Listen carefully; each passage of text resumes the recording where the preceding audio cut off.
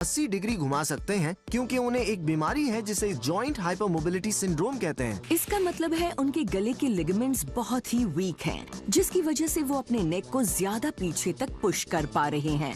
ये वीडियो इतना डरावना इसलिए है क्योंकि वो अपना सर पूरा पीछे ले रहे हैं। ऐसा करने के लिए सज्जाद अपने हाथों का इस्तेमाल कर रहे हैं क्योंकि उनके मसल्स उन्हें इस पोजीशन पर नहीं ले जा सकते, इसलिए वो खुद ये कर रहे हैं। उसके सिर को उल्टा सिया गया था क्या?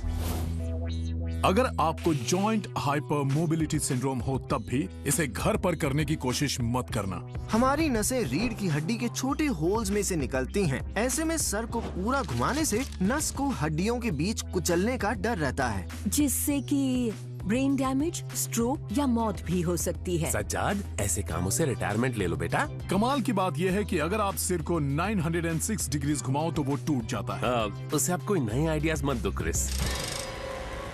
सज्जाद का करतब कमाल का है, मगर वो फिर भी उल्लू की तरह अपना सर नहीं घुमा सकता। वो अपना सर 270 डिग्री तक घुमा पाते हैं, यानी यहाँ से फिर पीछे फिर उस तरफ इतना घुमा सकते हैं। कमाल की बात है ना। वो ऐसा इसलिए कर पाते हैं क्योंकि उनके पास डबल वर्टिब्रे होते हैं और उनके वर्टिब्रे के बीच होल्स ज्यादा बड़े होते हैं, जिससे नसें निकल पाती हैं और सर के घूमने से उनके कुचलने का डर भी नहीं होता। ये ट्रिक उल्लू को ही करने दो सज्जाद। मैं पिछले कई सालों से तलवार को निकल रहा हूं। जब मैं मगर इतने खतरनाक स्टंट के बाद कोई जिंदा कैसे रह सकता है?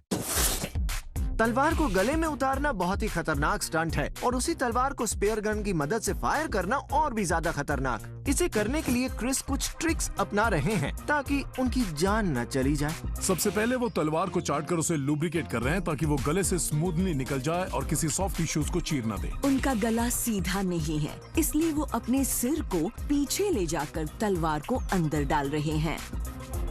क्रिस अपने हिप को भी बेंड कर रहे हैं ताकि शरीर सीधा हो जाए। ये जरूरी है ताकि तलवार उनके गले और मुंह को चीरते हुए बाहर न निकले। क्रिस ने अपने दांतों की सुरक्षा के लिए माउथ गार्ड भी पहन रखा है। अगर तलवार गलती से भी उनके दांतों से टकराई तो वो अपने दांत गंवा सकते हैं।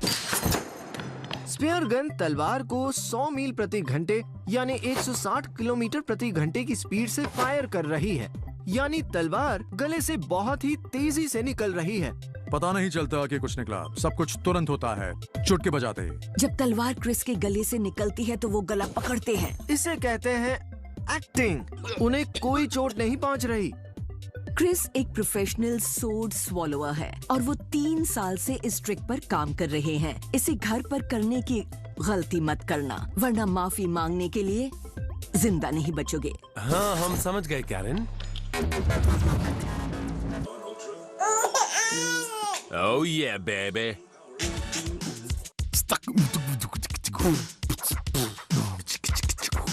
फ्रेश। कमाल है। मगर ये बच्चा बीट बॉक्सिंग सुनकर शांत कैसे हो रहा है?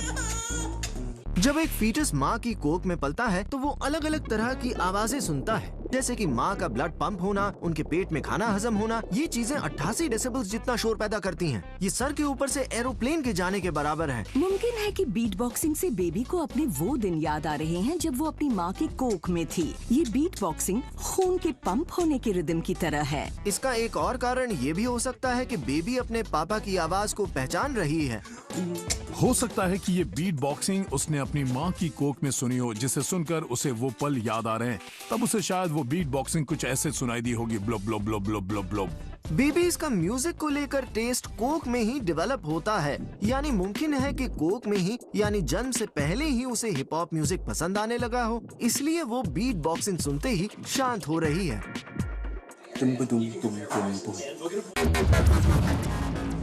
इंटरनेट का आविष्कार इसी दिन के लिए हुआ था। ये आविष्कार है सिंगापुर यूनिवर्सिटी के निमिषा राणा सिंह का। मगर वो इंटरनेट से नींबू शरबत कैसे भेज रहे हैं? नींबू खट्टा होता है और ये खटास एसिडिटी से आती है, इसलिए जब आप नींबू शरबत की एसिडिटी को मेजर कर लें और दूसरे ग्लास में वही एसिडिटी ले आए तो दोनों का स्वाद एक जैसा बन सकता है। जो इंसान नींबू शरबत के स्वाद को भेजना चाहता है उसे अपने ड्रिंक में एक सेंसर डालना होता है। ये सेंसर शरबत के कलर और पीएच लेवल को मेजर करता है। इस इंफॉर्मेशन को इंटरनेट के जरिए सामने वाले के मग में भेजा जाता है। सामने वाला जिसके मग में सिग्नल्स जा रहे हैं वो सादा पानी पी रहा है और इसके अंदर की टेक्नोलॉजी पीने वाले को ऐसे ट्रिक करती है कि उसे लगता है कि वो नींबू शरबत पी रहा है।